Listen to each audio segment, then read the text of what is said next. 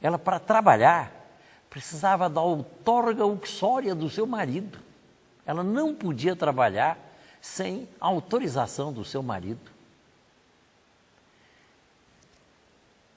Se nós formos olhar o exemplo da escravidão no nosso país, esse então é mais brutal, porque nós vemos que o Estado, e a história do Brasil é a história da escravidão, que o Estado dava cobertura através de todos os seus poderes para que o nosso irmão negro arrastado da África fosse tratado e considerado como coisa, negociado como peças, negociado como... Hoje negociam o gado. Quantas cabeças tem? Eu tenho 1000 cabeças, tenho 300 cabeças, negociado assim, um escravo. E tratados a ferros. Nós até temos uma visão um pouco pobre da escravidão, porque nós conhecemos muito as novelas que aparecem aquelas moças bonitas de descendência negra e dentro do lar, com um relacionamento próximo com a família. Quando, na verdade, o trabalho dos escravos era um trabalho acorrentado. Num país como o Brasil, que é um país, especialmente nessa época, eminentemente agrícola, eles trabalhavam no campo acorrentados, eram levados para a senzala acorrentados, muitos dormiam acorrentados e, quando fugiam, eram caçados como animais.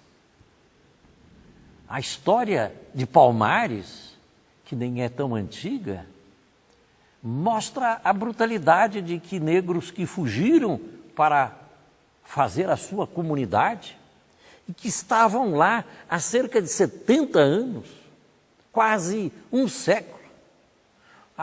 O Estado organiza as suas forças armadas para ir lá e matar, prender e destruir tudo aquilo que estava sendo feito por Palmares. As crianças que viviam em Palmares ouviam conversas de que os seus avós tinham sido escravos, porque eles já viviam numa comunidade em que existia a liberdade deles dentro ali daquela comunidade, embora soubessem que os seus avós foram fugitivos. E, no entanto, com o poder do Estado, o capitão de mato, ele tinha cobertura oficial para fazer essa caçada. Então, quando a gente vê a história da humanidade, a gente pode dizer que é a história da insensatez. Mas que os que estão presentes naquele momento, parece que não veem isso. Será que os nossos brasileiros de 200, 300 anos atrás, eles não tinham percepção para notar que era um absurdo aquilo que estava sendo feito? E não tinham a dignidade de levantar sua voz contra aquilo, de levantar o seu protesto contra aquela situação? Porque há uma coisa muito forte, posso dizer até duas coisas muito fortes.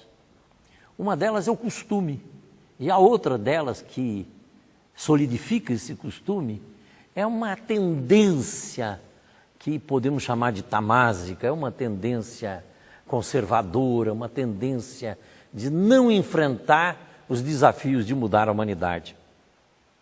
Essa tendência faz com que o mundo de hoje seja do jeito que ele é.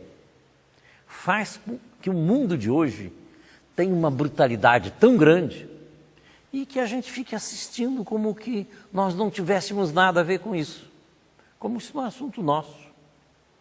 Quando essa brutalidade que existe no mundo, não só a nível urbano, a nível de estados, a nível de planeta, ela é fruto da própria espécie humana.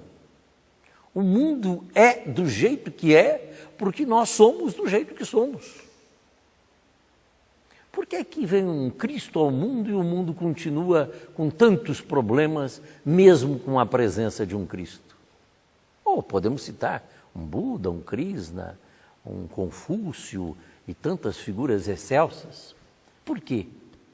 É porque não adianta um ser ele ser a luz. Claro que adianta, é claro que tem uma importância fundamental, mas é preciso que haja a transformação de cada um de nós. Enquanto nós, na nossa média, formos pessoas egoístas, individualistas, despreocupados com o mundo, achando que eu resolvi meu problema de emprego, da minha família e fico assistindo o mundo, nós não vamos consertar mesmo esse mundo. E existe uma crueldade inconsciente, terrível da humanidade. Inconsciente porque quando é costume, as pessoas, os seres humanos, não percebem a crueldade.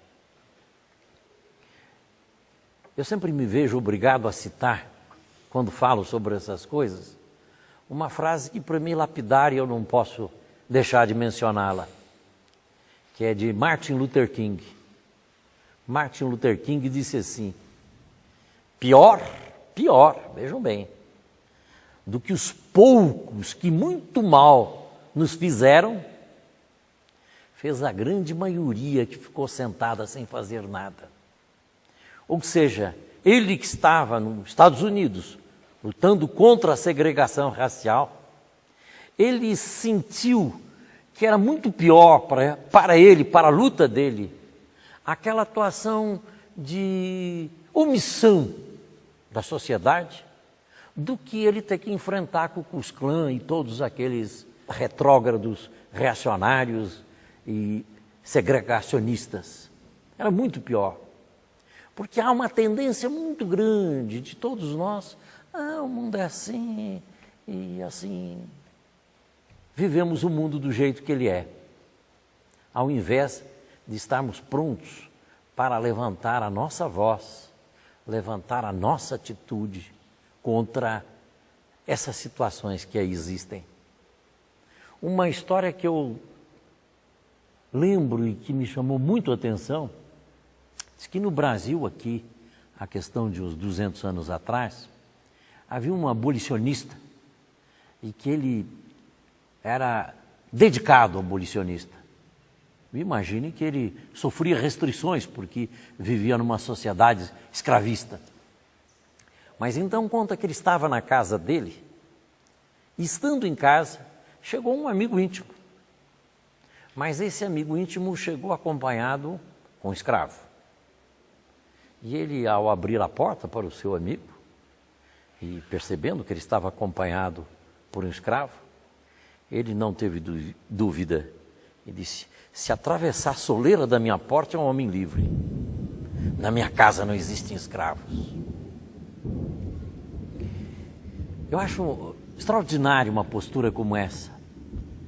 Estou certo que naquela época talvez pessoas que souberam deste fato devem ter dito assim: que falta de educação dele, né?